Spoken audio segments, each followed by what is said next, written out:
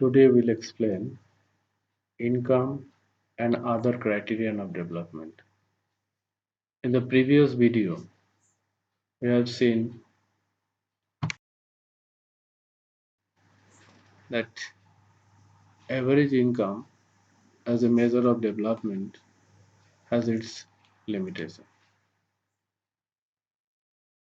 People have many different developmental goals other than income. Higher income alone cannot bring about development.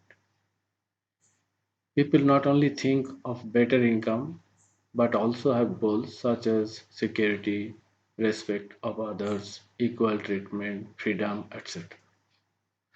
Several criteria other than per capita income are used to evaluate the economic development in different countries and states.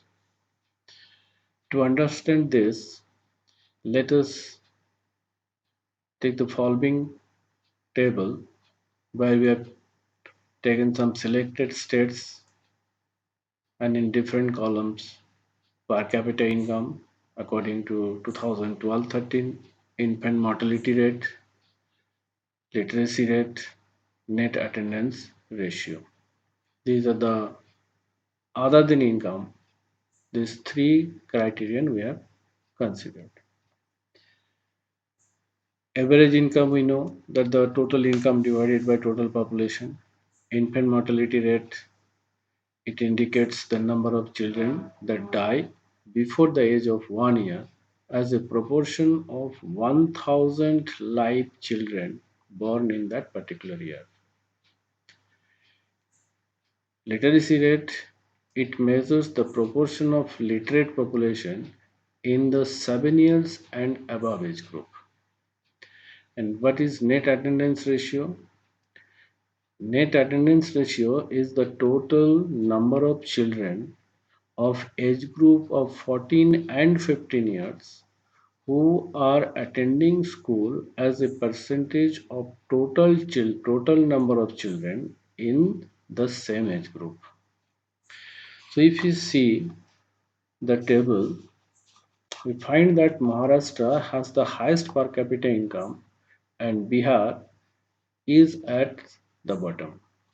This means that on an average income, Maharashtra, a person in Maharashtra earned 1,04,000 in 1 year, whereas on an average, a person in Bihar would earn only 27,200. So, if per capita income is considered as a measure of development, Maharashtra will be considered the most developed state and Bihar the least developed state among these three states. Now let us look at other data pertaining to these states.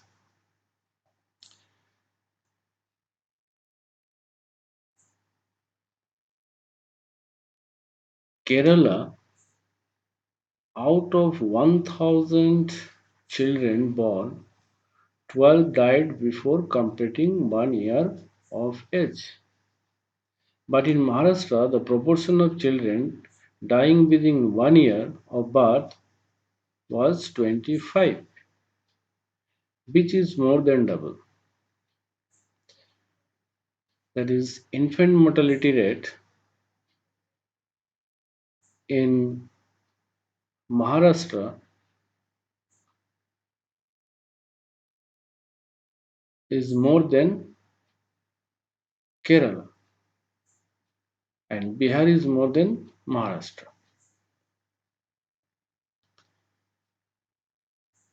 Next, if we see the table,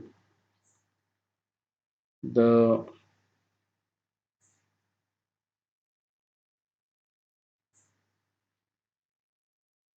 literacy rate in Maharashtra 82%, Kerala 94%, Bihar 62%.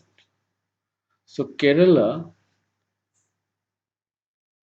has more literacy rate and low infant mortality rate, which is good.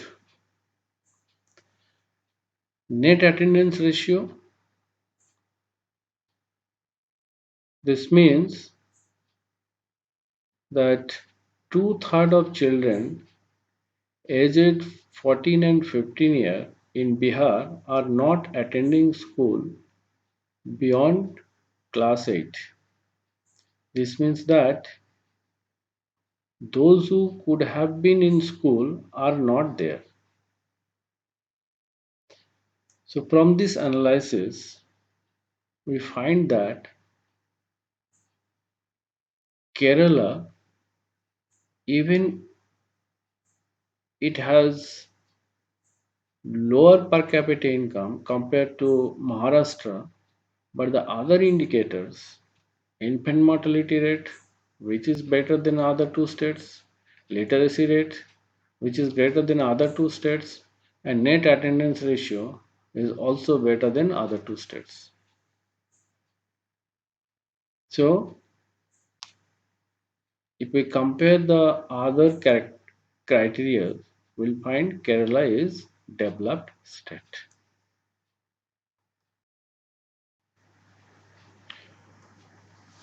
Public facilities. Now,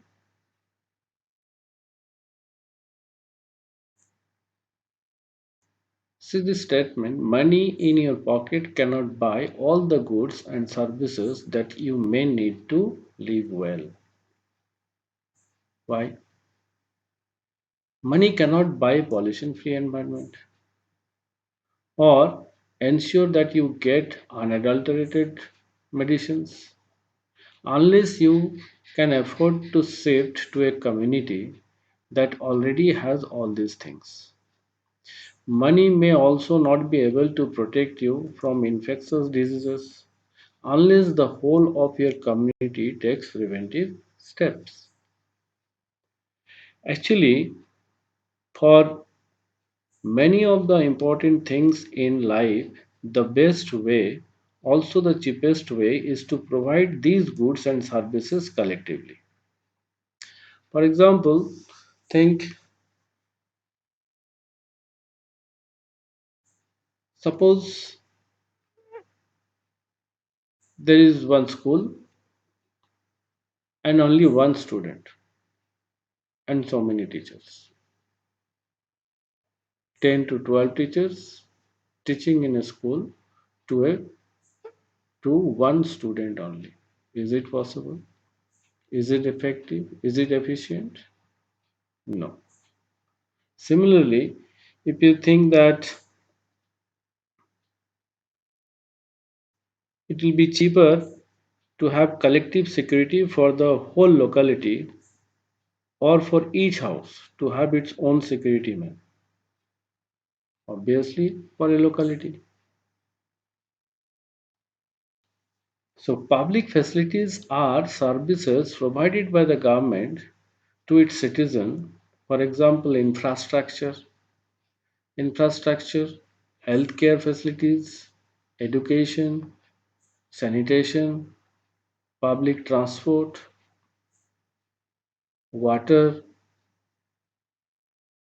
etc.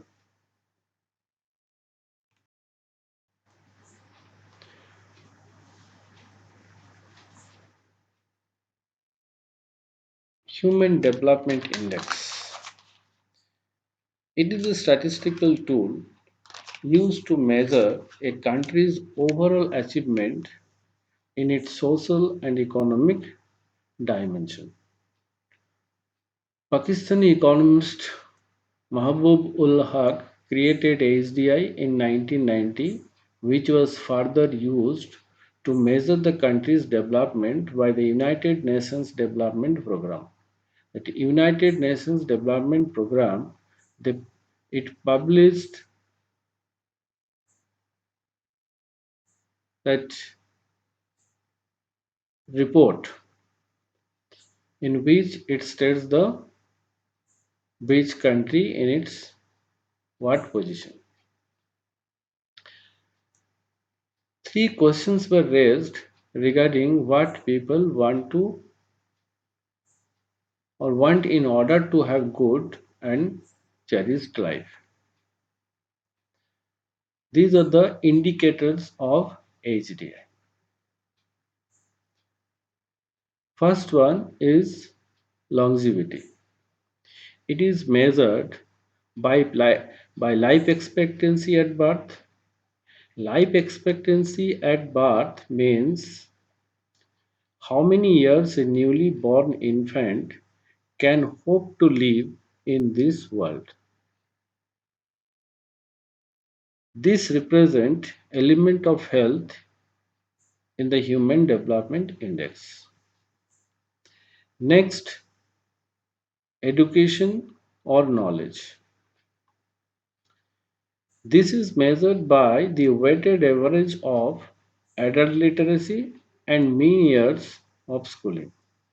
For this, two-third weight is given to adult literacy and one-third weight is given to the mean years of schooling. Third component is standard of living or per capita income.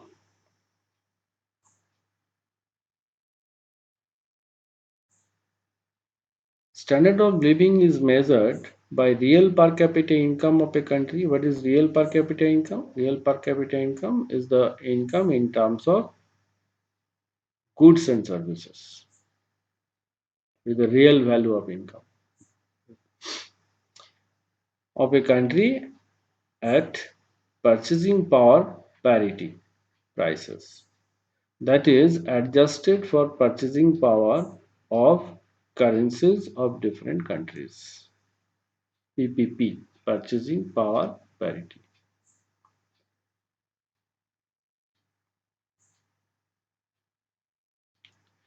Let us explain how Human Development Index is estimated for different countries.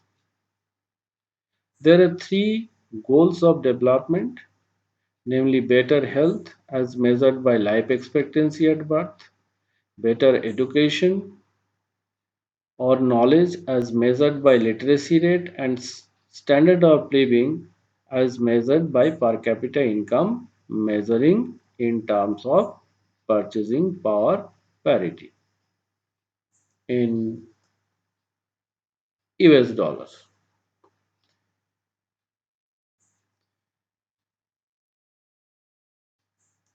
According to the UNDP report 2018, India ranked 129th out of 189 countries. Sri Lanka is in better place compared to India. Sri Lanka is 73rd place, 71 place. Bangladesh is 135 and Pakistan is 152. Next is BMI, Body Mass Index. BMI is a person's weight in kg divided by square of height in meters. So BMI is equal to weight in kg to measure weight in kg divided by height in meter square. For example, suppose your weight is 25 kg and your height is say 1 meter. Then BMI will be 25 divided by 1 square is equal to 25. 1 means 25. Now BMI, it says us that our undernourished, that is underweight, nourished, ideal, overweight and obesity. If BMI less than 18.5, it is underweight. 18.5 to 24.9, ideal BMI. 25 to 29.9, it indicates overweight, and over 30 indicates obesity. Thank you. You have to learn all the definitions that we have explained. Thank you.